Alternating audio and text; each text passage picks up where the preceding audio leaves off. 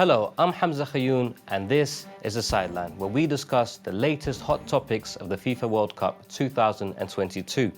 Today, we're examining the campaign against the host nation Qatar and its right to hold this illustrious competition. We'll also be looking at predictions for how the tournament itself might play out. The show will hear from experts on these hotly debated subjects, but before that, we have a very special report on the anti-Qatar crusade being pursued in some very powerful quarters. The World Cup 2022 being held in the Middle Eastern hub of Qatar is indeed an international spectacle to behold. It is thought that 1.5 million people will travel to the small peninsula to watch their national teams represent them. History will be written in Qatar this year, but some well-placed political actors are not too pleased about this. Even the Qatari football team has been smeared, with French magazine Le Canard Enchaîné producing an Islamophobic cartoon depicting the players as terrorists. The picture even depicts Qatar's number 10 player as a suicide bomber. British Labour Party leader Sir Keir Starmer has dutifully weighed in to say he's boycotting the World Cup due to Qatar's involvement, claiming he will not travel to see the final even if England are in it. Qatari news channel Al Jazeera recently exposed his witch hunting of Labour members in the Labour File series, so one can understand why he would fear the Middle Eastern state. There's another factor at play that received little attention: the involvement of the Israel lobby. The campaign against Qatar is not new. In fact, an organization was founded to mobilize people against this World Cup back in 2018. The Foundation for Sports Integrity held a conference a few weeks after its founding. Two key panelists were Simon Johnson and Alan Mendoza. Johnson previously led the English Football Association's failed bid to host the World Cup and was also the chief executive of the Israel lobby group, the Jewish Leadership Council.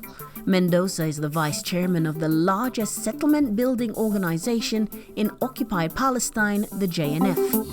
Qatar is a stalwart supporter of the Palestinian resistance group Hamas and has stood by the Islamic Republic of Iran despite numerous threats from the United States and others. The 2022 World Cup in Qatar is marking a shift in power. The global south is rising. We are joined in the studio by our resident football analyst, Mo Haidar.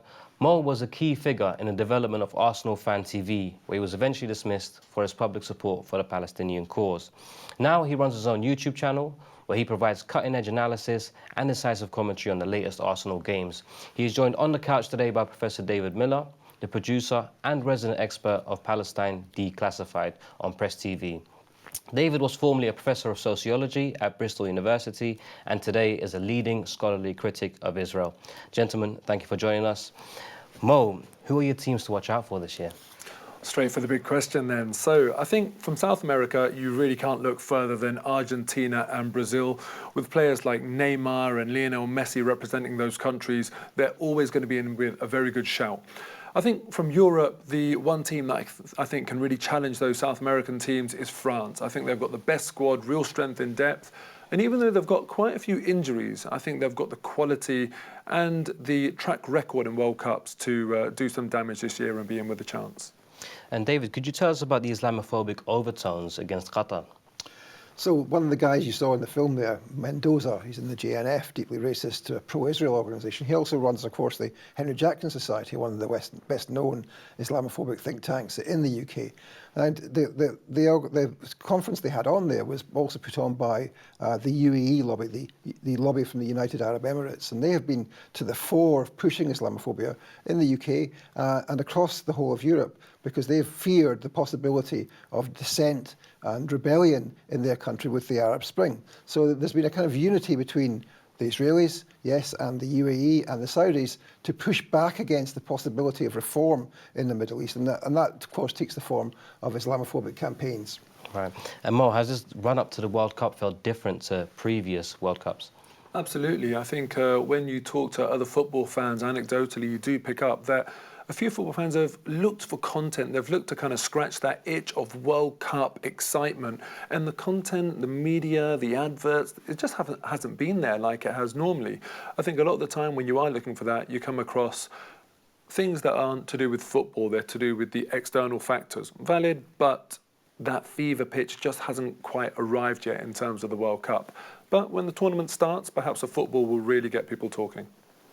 And David, what's the exact role of the Israel lobby in this particular crusade? So back in 2018, they had this conference on sports integrity, laughably on sports integrity. But prior to that, back in 2014, there was the first demonstration that was organised in London at the Qatari embassy by a host of pro-Israel groups. And it was the banner on the demonstration, you can see it there, was about the Qataris supporting terror. Now, one of the people behind the banner is a woman called Gemma Sheridan, who's a member of the Jewish Defence League, an illegal organisation dubbed as terrorist by the FBI. So you can see that there's a kind of a hypocrisy to that. But what we see clearly is that there's an attempt by the Israelis to target Qatar, mostly, of course, because of its support for Hamas and the Palestinian resistance.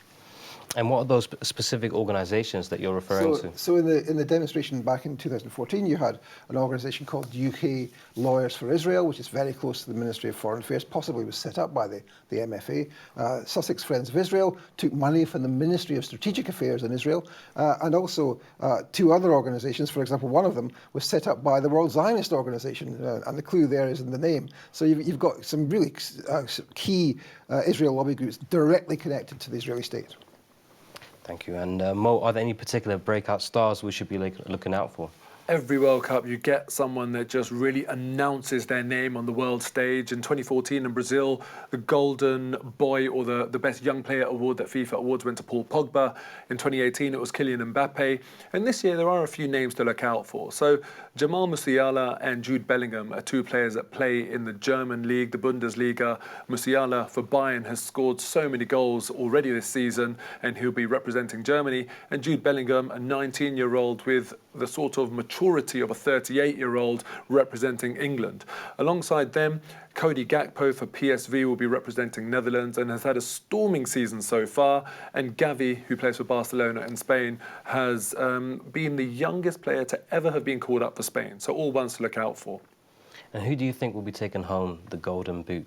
Well, that's a tough question. Look, clearly Mbappe and Benzema for France are going to be in with a good shout. Neymar for Brazil. I would put my money on Lionel Messi for Argentina. It's his 1,000th professional game at some point in this World Cup, depending on how far they go. And I think he might just do the business. And a question for you both. Who do you think will be taking it home and why? Usually I'd support the team which is the kind of underdog. I've supported Argentina in the past, or Ireland. In this competition, Iran, Wales. I don't much care who wins it as long as the big European teams take a fall at some point. Right, and Mo? I think it's going to be Brazil, though football often writes very poetic stories. And with Lionel Messi coming to the twilight of his career, it would be a perfect way of ending his career and cementing his status as the best player to have ever played the beautiful game.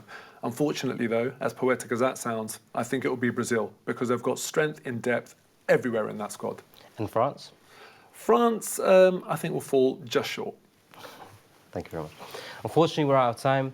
Thank you for joining us on the Sideline today. Please stay tuned on all platforms. We will be back throughout the tournament with more debates and analysis. Until then, goodbye for now.